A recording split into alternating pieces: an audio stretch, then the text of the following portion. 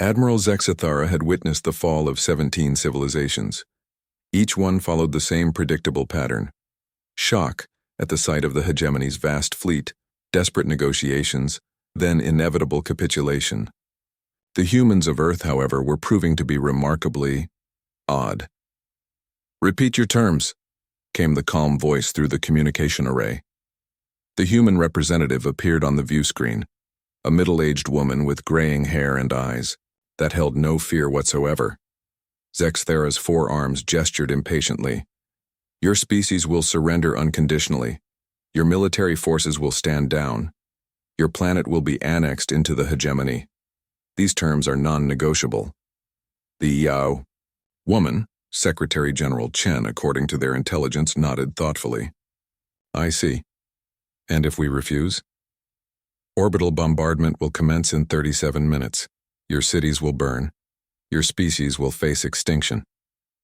Chen smiled. It wasn't the desperate, pleading smile Zexathara had seen from other doomed species. It was something else entirely. Almost amused. "Admiral, before you begin your bombardment, would you do us the courtesy of observing something? We'd like to show you what we've been working on in Hangar Bay 7 of Luna Station." Zexathara's tactical officer, a nervous Screely named Vith, chittered anxiously. "Admiral, this could be a trap. Perhaps they have some primitive nuclear device." "Let them show us their pathetic last stand," Zexathara rumbled. "It will make their defeat more complete." The view screen shifted to show what appeared to be an enormous hangar bay, carved deep into Earth's moon. Dozens of human technicians scurried about like insects, making final adjustments to something that made Zexathara's blood run cold. It was impossible. The energy readings alone suggested technology centuries beyond what their reconnaissance had indicated. The sleek organic curves of the vessel defied everything they knew about human engineering capabilities. "Magnificent, isn't she?" Chen's voice carried an unmistakable note of pride. "We call her the Prometheus. She's been, shall we say, a collaborative effort." "Impossible," Zexathara snarled. "Our intelligence reports show your species barely achieved faster than light travel 50 years ago. This is beyond your capabilities." Chen's smile widened. "You're absolutely right, Admiral. It is beyond our capabilities, but you see, you're not the first alien species to visit Earth." The hangar bay's massive doors began to iris open, revealing the star field beyond. The ship, easily 3 times the size of Zexathara's flagship, began to move with impossible grace. 73 years ago, an exploration vessel belonging to the Collective crashed in our Pacific Ocean. The crew didn't survive, but their technology did. It took us decades to understand even the basics, but humans have always been quick learners. Vith was frantically analyzing the energy signatures. "Admiral, the quantum resonance patterns match Collective technology, but they've modified it, enhanced it somehow." The Collective? Zexathara felt something he hadn't experienced in decades: genuine fear.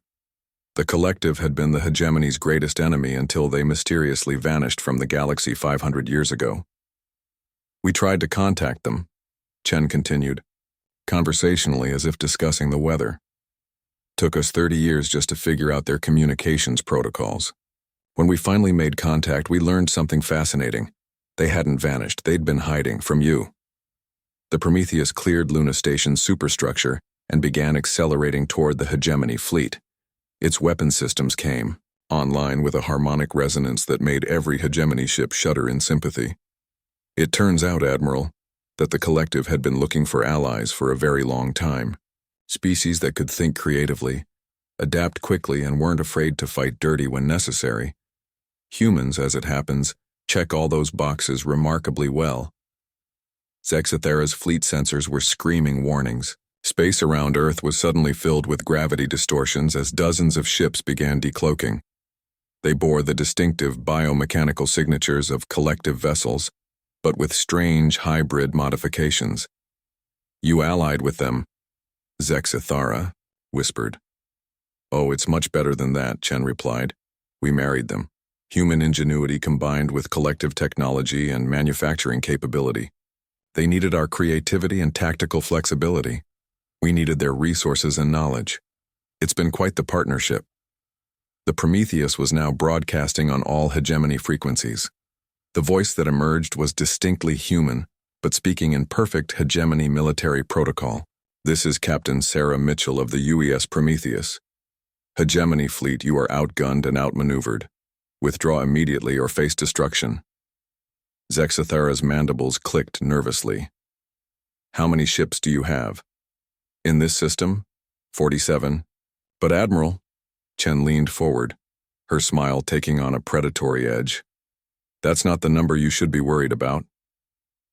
The tactical display erupted with new contacts, hundreds of them, emerging from hyperspace around 17 different hegemony worlds simultaneously.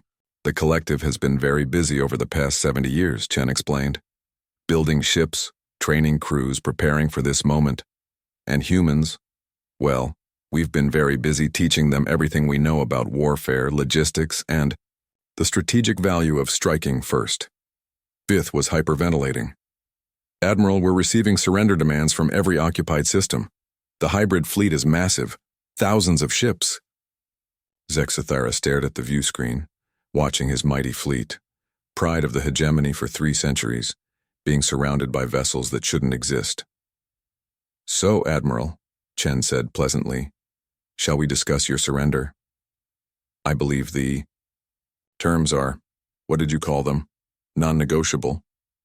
In the hangar bay of Luna Station, human technicians were already prepping the next wave of ships.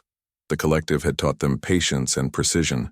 Humanity had taught the collective the value of overwhelming force and the element of surprise. It was, everyone agreed, a very productive partnership. Your terms, Zexathara said quietly, his forearms drooping in defeat. Chen's smile never wavered. Unconditional surrender, Admiral. Your fleets will stand down. Your territories will be liberated. These terms are, as you said, non-negotiable. Outside the view screen, the Prometheus powered up its main cannon, a weapon that married human destructive instincts with collective precision engineering. Humanity, it seemed, had indeed learned to smile when opening hangar bays.